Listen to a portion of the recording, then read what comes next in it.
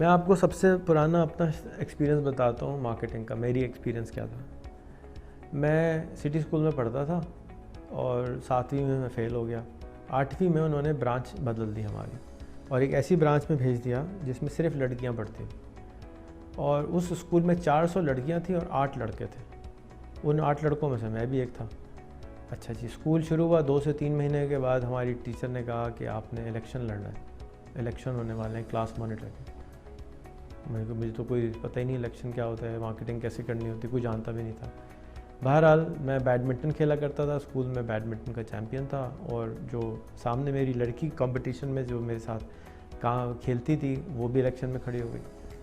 अब मुझे हुआ कि भाई अब मैं ऐसा क्या कर सकता हूँ। इतनी मैं शर्मीला सा आदमी था, किसी लड़की के साथ बात भी नहीं कर सकता था। उसको जाके एक एक को बताता कैसे कि भाई मुझे तुम हाउस कैप्टन का वोट दो। तो हाल ही में कुछ अर्से पहले मेरे अब्बा ने मुझे कंप्यूटर दिलाया था, कॉमोडोर 64, और प्रिंटर भी था मेरे पास। तो मैंने प्रिंटर को ले जाके उसकी इंक बहुत महंगी आती थी, तो मैंने बैनर छापना की, I vote for Rehan, I vote for ये फलाना, जितने मुझे समझ में आए मैंने बैनर बनाए। फिर उनको फ़ोटोकॉपी कराई और पूरे स्कूल में भर डाला। कोई जगह नहीं छोड़ी जहाँ मेरा नाम ना लगा। तो ये मुझे कॉम्पिटिटिव एज मिल गया, क्योंकि वो लड़कियाँ उस वक्त कंप्यूटर्स किसी के पास नहीं होते थे, मेरे पास कंप्यूटर था। मैंने बैनर छापे, पूरे स्कूल में नाम भर दिया और मैं इलेक्शन जीत गया।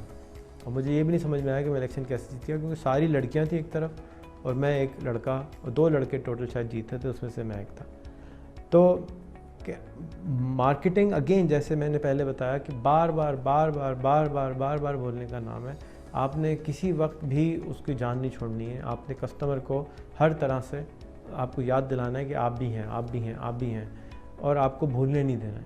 अगर आपका नाम डिफ़ॉल्ट में किसी के आ रहा है, यार प्यास लग रही है, एक पेप्सी ले आओ, प्यास लग रही, कोक ले आओ, तो कोक और पेप्सी की हमेशा लड़ाई इसी तरह होती है कि तीसरे ब्रांड को ही नहीं वो आने देते। आरसी कोला भी होती है, लिम्का कोला भी होती है, पता नहीं और कितनी कोला होती है, लेकिन हमारे जहन में नहीं आने देते वो नाम, क्योंकि हम हिप्नोटाइज हो जाते हैं बार बार एक ही चीज़ को देखने से। तो याद रखें, अगर आप अपने ब्रांड के बारे में ख़ुद नहीं बोलने को तैयार हैं, आप अपने ब्रांड के ऊपर ख़ुद यकीन करने को तैयार नहीं है, तो दूसरा आपकी ब्रांड को क्यों ख़रीदेगा, आपकी प्रोडक्ट को क्यों ख़रीदेगा। जब आप ब्रांड बनाते हैं तो आपकी क्वालिटी भी इम्प्रूव होती है, क्योंकि आप अगर बदनाम होंगे तो भी आपको बहुत तकलीफ़ होगी। तो इसलिए हम कोशिश करते हैं, जब ब्रांडेड प्रोडक्ट हो जाती है ना, तो क्वालिटी भी ऊपर जाना शुरू हो जाती है। कोई भी नहीं चाहेगा कि आपका ब्रांड बदनाम हो, तो इसीलिए लोग कोशिश करते हैं कि जो मशहूर ब्रांड होते हैं उसकी चीज़ ख़रीदें। जिन लोगों के पास पैसे होते हैं वो कोशिश करते हैं कि अच्छे ब्रांड की चीज़ ख़रीदें, क्योंकि हर आदमी चाहता है कि उसकी चीज़, उसके पास अच्छी क्वालिटी की चीज़ आए। मैं एक दफ़ा का वाक़या है, किसी गांव में था, मैंने कहा नहीं मैं ये क्यू मोबाइल इस्तेमाल नहीं करूँगा। उस वक्त क्यू मोबाइल नहीं आया था, मुझे तो नोकिया ही का फ़ोन चाहिए। हालांकि उनको डबल पैसे देने पड़ते, कहते नहीं मेरे पास पैसे नहीं है, कोई बात नहीं, लेकिन मैं ख़रीदूँगा तो नोकिया का फ़ोन ख़रीदूँगा। इसी तरह आईफ़ोन, लोग पैसे बचा बचा के जोड़ के आईफ़ोन ख़रीदते, पैसे नहीं होते।